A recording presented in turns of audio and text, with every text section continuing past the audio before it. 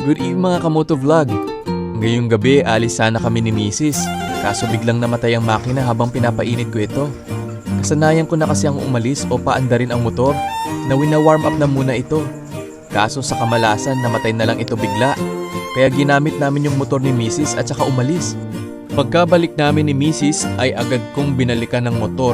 Tinanggal ko muna yung spark plug cap at kiniker ko kung may lumalabas bang kuryente. At ayun na nga guys, wala. Kaya pinagbabaklas ko na yung kaha para ma-troubleshoot natin kung bakit nawala ng kuryente. At nang ma-troubleshoot na natin ay corrosion na pala yung wire at nagpupulbos na rin ito sa part ng wire ng socket relay. Dahil sa ganitong oras wala nang bukas na motor shop. Kaya naisipan kong gamitin na lang ulit itong socket relay at palitan na lang na mas matibay na wire. Nang matapos na ay agad ko na itong ibinalik sa dating pagkakalagay. At ngayon ay subukan nating paandarin. Bali nagtataka kayo kung anong connect ng relay sa pagkawala ng kuryente.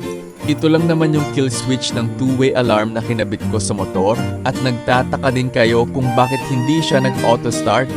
Ngayon ay ibabahagi ko sa inyo kung paano pag-wiring ng kill switch ng two-way alarm gamit ang change-over relay. Base nga dyan sa video ay umaandar na siya, kaya mabalik tayo kung paano ba ang wiring ng kill switch para sa two-way alarm. Sa mga hindi pa nakakaalam kung paano pag-wiring o pagkabit ng kill switch ng two-way alarm ay para ito sa inyo. Yang tinuturo ng arrow, yan yung number 30 terminal ng relay. Diyan nakakabit ang black wire na may lining na yellow at yan ang wire na papuntang ignition coil.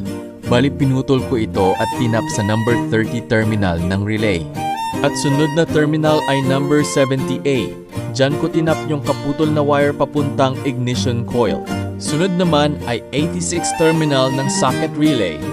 Yan yung wire ng two-way alarm na pink or gray. Bale parehas naman sila ng functional.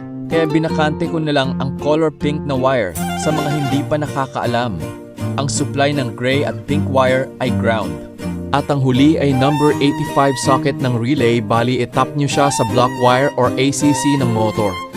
Ang color coding ng SYM Bonus 110 ay parihas lang sa Honda.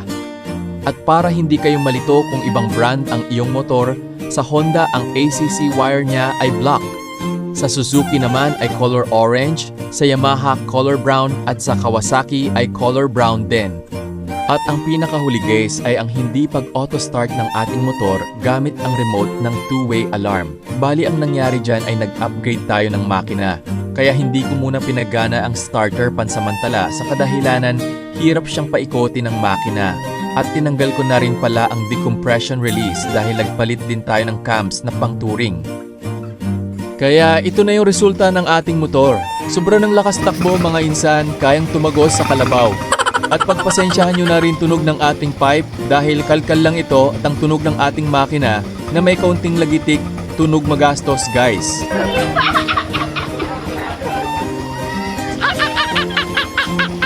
Kung nagustuhan nyo ang aking video guys ay huwag munang i-like. Ay joke lang. Salamat sa panonood.